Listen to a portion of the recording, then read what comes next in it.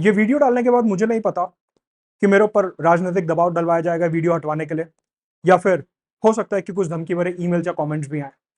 लेकिन आज जरूरी है कुछ ऐसी बातें करना जो कि एस्पिरेंट के हित में है। और मेरे को लगता है कि एक एस्पिरेंट जो इतने वर्षों से तैयारी में लगा हुआ है, उसको ये हक है कुछ बातें जानने का। और आज थोड़ी स्पष्ट बात करने वाले हैं। अक्सर ऐसा होता है कि जब हम दुखी होते हैं तो हम ऊपर वाले से भी कंप्लेंट कर लेते हैं कि तुमने हमारे साथ गलत करा है। लेकिन यूपीएससी की प्रिपरेशन करने वाला जो छात्र है, उसके अंदर एक अटूट विश्वास है कि चाहे किताब गलत हो जाए, चाहे कोई डॉक्यूमेंट गलत हो जाए, अखबार गलत हो जाए, लेकिन यूपीएससी गलत नहीं हो सकता कभी। उसके अंदर ये एक विश्वास है कि जिस पेपर की मैं तैयारी कर रहा हूं, उस पेपर को सेट और चेक करने वाले लोग जो हैं, वो एकदम इंटीग्रल हैं। उनकी इंटेग्रिटी के ऊपर कोई सवाल नहीं उठाया जा सकता। हाल ही में हमने एक केस देखा जहां पे ये सामने आया कि महाराष्ट्र कैडर के एक पर्टिकुलर आईएएस ऑफिसर के ऊपर एलिजिडली ये केस बनाया गया कि उनका जो रिजर्वेशन सर्टिफिकेट था वो फेक था। ऐसे में यूपीएससी का जो एक छवि थी कि कोई गलत हो जाए लेकिन यूपीएससी कभी गलत नहीं होगा, ये कितनी सही है। कुछ सवाल आज मैं उठाने वाला हूं, और सिर्फ एग्जामिनेशन नहीं, बल्कि जो पूरा प्रोसेस है जिसमें एस्पिरेंट को अलग अलग प्रॉब्लम्स फेस करनी पड़ती हैं, वो सवाल हम आज उठाएंगे। और आपसे रिक्वेस्ट है कि भले ही आप ये वीडियो किसी को शेयर ना करो, लेकिन जिन टीचर से आप पढ़ रहे हो उनको ये जरूर भेजो।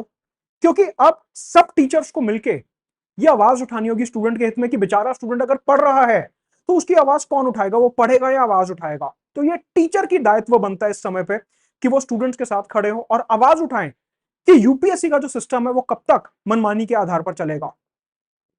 अक्सर ऐसा बोला जाता है कि यूपीएससी एक इंटीग्रल बॉडी है, लेकिन मेरे मन में एक सवाल आता है कि जब यूपीएससी बोर्ड से वहां के मेंबर्स रिटायर हो जाते हैं, जो लोग पेपर सेट कर रहे हैं, इंटरव्यू ले रहे हैं, ये सारे काम कर रहे हैं, ऐसी क्या मजबूरी आन पड़ती है, ऐसी कौन सी पैसों की कमी आन पड़ती है कि जैसे ही उनका यूपीएससी के अंदर टेन्योर खत्म हो रहा है, उन्हें कोचिंग ज्वाइन करनी पड़ जाती है कि आज से ये सर जो हैं ये हमारे यहाँ इंटरव्यू लेंगे, ये मैम जो है हमारे यहाँ आंसर राइटिंग सिखाएंगी, ये सर जो हैं हमारे यहाँ आज से क्लासेस लेंगे, ये सर जो है हमारे एडवाइजर हैं, ये सर जो है हमारे मेंटर हैं।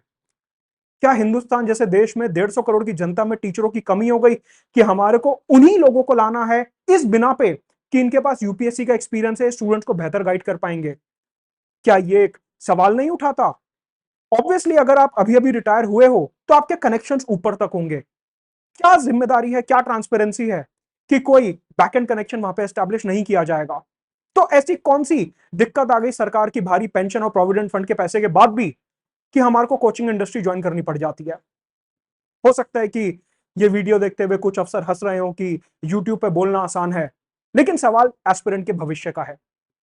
ऐसी क्या मजबूरी आ जाती है कि यूपीएससी हर साल प्रीलिम्स एग्जामिनेशन का फॉर्म फरवरी के महीने में निकाल देता है कि आप फरवरी में फॉर्म भरिए, और फिर जो सेंटर का एलोकेशन होता है वो एग्जाम से एक हफ्ता पहले होता है। वो सेंटर एलोकेशन कैसे हो रहा है हमें नहीं पता, कौन से सेंटर पे किस कैंडिडेट का क्या जुगाड़ बिठाया गया है हमें नहीं पता। अगर सेंट्रल लिस्ट सही में ट्रांसपेरेंट है तो उसके क्या क्राइटेरिया हैं? बोलने में आसान है कि first come first serve basis पे सेंटर अलॉट किए जाते हैं, बट हमें क्या पता कि किसने हमसे पहले फॉर्म भरा और किसने हमारे बाद फॉर्म भरा है। तो ये प्रोसेस एक ऐसा प्रोसेस हो चुका है जहां पे सेंटर एलोकेशन से लेके फाइनल मेरिट लिस्ट तक हमारे को सवाल ही सवाल दिखेंगे, और वो सारे सवाल एक एक करके मैं आज रेस करने वाला हूं। प्रीलिम्स की परीक्षा हो जाती है, एस्पिरेंट एग्जाम हॉल से बाहर आता है, पूरे 11 महीने तक एस्पिरेंट परेशान रहता है कि जो मैं क्वेश्चन अटेम्प्ट करके आया हूं वो सही था या नहीं था। क्यों? क्योंकि आंसर की यूपीएससी 11 महीने के बाद जब रिजल्ट आएगा फाइनल तब डिक्लेयर करता है।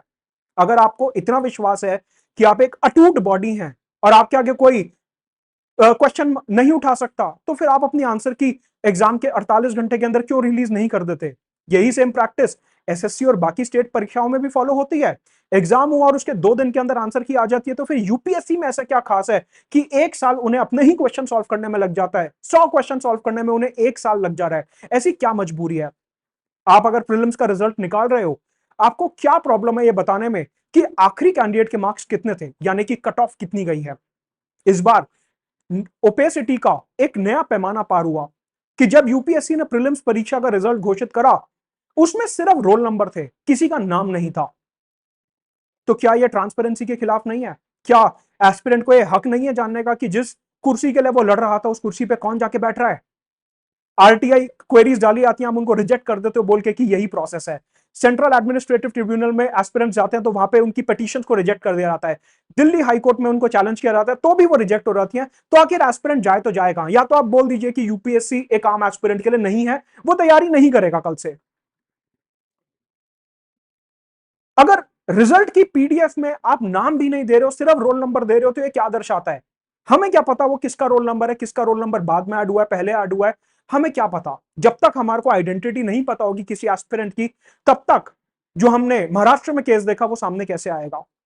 आप कहते हो कि हमारा जो है इंडिया का वर्ल्ड का सबसे टफेस्ट एग्जाम है, क्या ये मेडल देने वाली बात है या फिर एस्पिरेंट को परेशान करने वाली बात है? आप जो ये बोस्ट करते हो कि हम सबसे ज्यादा मुश्किल एग्जाम बनाते हैं, ये कोई भारत रत्न देने वाली बात नहीं है। मुख्य परीक्षा में जो सब्जेक्टिव क्वेश्चंस आ रहे हैं, आज तक यूपीएससी के इतिहास में यूपीएससी ने एक बार भी मॉडल आंसर उसका जारी नहीं करा। अगर आप स्टूडेंट के हित में इतना ही सोचते हो, अगर आप एथिक्स पेपर 4 इंट्रोड्यूस करते हो कि सब काम एथिक्स से होना चाहिए, तो वो पेपर की किताब आपने अभी तक क्यों नहीं पढ़ी? कि अगर हम मेंस में कोई क्वेश्चन दे रहे हैं तो एटलीस्ट उसकी मॉडल आंसर तो दे दो कि एस्पिरेंट को पता हो कि क्या लिखना है क्या नहीं लिखना। बेचारा एस्पिरेंट प्रिपरेशन शुरू करता है और एक साल तक वो सिर्फ कोचिंग दर कोचिंग जाता है ये पूछने की मेरी आंसर राइटिंग आप करवा दोगे, मेरे को नहीं आती आंसर राइटिंग, मैं कमजोर बैकग्राउंड से आता हूं, क्या आप मेरी मदद कर दोगे लिखने में कि आंसर कैसे लिखा जाता है? और फिर कोचिंग में वही लोग बैठे हुए जो आपके बोर्ड से रिटायर हुए हैं और वही वहां पे लाखों रुपए की कोचिंग की फीस लेके एस्पिरेंट को आंसर लिखना बता रहे हैं। अगर आप समय पे ये आंसर्स रिलीज कर दें, मॉडल आंसर्स बता दें, तो एस्पिरेंट को धक्के ना खाने पड़े और लाखों रुपए गरीब एस्पिरेंट को लोन लेके ना भरने पड़े। ऐसी क्या मजबूरी है कि आप एक मॉडल आंसर तक जारी नहीं कर सकते? और ये सवाल तो मैंने अभी तक उठाया ही नहीं है कि जो आंसर कॉपीज है उनकी चेकिंग कैसे हो रही है, कौन चेक कर रहा है, किस पैरामीटर पे चेक कर रहा है? एस्पिरेंट सोच रहा है कि मैं तो बहुत अच्छा आंसर लिख के आया था, नंबर मेरे 70 ही आया सिर्फ, मैं तो एक्सपेक्ट कर रहा था 120 मार्क्स आएंगे जीएस 3 जीएस 2 में, मेरे सिर्फ 70 मार्क्स आए हैं। क्या पैरामीटर है, किस बेसिस पे आप जो है मार्क्स को कम कर रहे हैं, ज्यादा कर रहे हैं? हेलो एग्जामिनर साहब, मैं फलाना फलाना मंत्री एमएलए एमपी बोल रहा हूं, मेरे बच्चे का रोल नंबर ये था, जरा देख लेना अगर कॉपी आए तो। कितनी देर लगती है ऐसे फोन घुमाने में? अगर आप वेल कनेक्टेड हैं, और इसीलिए मैंने बोला कि इस वीडियो के बाद क्या कमेंट्स क्या ईमेल्स आ सकते हैं मेरे को नहीं पता, और इसलिए ये वीडियो को ज्यादा से ज्यादा एस्पिरेंट्स और टीचर्स तक पहुंचाने का काम आपका है।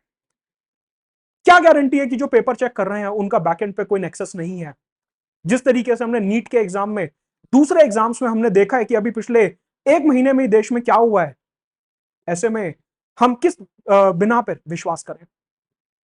इंटरव्यू स्टेज होती है, वहां पे कहते हैं कि पैनल जो है वो बड़ा स्ट्रिक्ट है, पैनल ने इस बार कम नंबर दिए, एस्पिरेंट को लग रहा है कि मैं वर्ल्ड बेस्ट इंटरव्यू देके आया हूं, मेरे सारे आंसर सही थे, मैंने हर एक क्वेश्चन का जवाब दिया, और उसको 275 में से 100 120 130 नंबर दिए जाते हैं, और उसे समझ ही नहीं आता कि मेरी गलती क्या हो गई। हेलो इंटरव्यू वाले चेयरमैन साहब, जरा मेरा बच्चा आ रहा होगा, देख लेना जरा, हाँ मेरा ही है बिल्कुल। तो ये तो कितना आसान हो गया कि अगर आपका सरनेम गांधी शाह मोदी केजरीवाल यादव है, आपके तो ऑब्वियसली कनेक्शंस होंगे ही कहीं ना कहीं। तो ऐसे में जो एक पिछड़े वर्ग का गरीब एस्पिरेंट है जो गांव से आ रहा है, जिसको कुछ नहीं पता, उसे यूपीएससी का सपना छोड़ देना चाहिए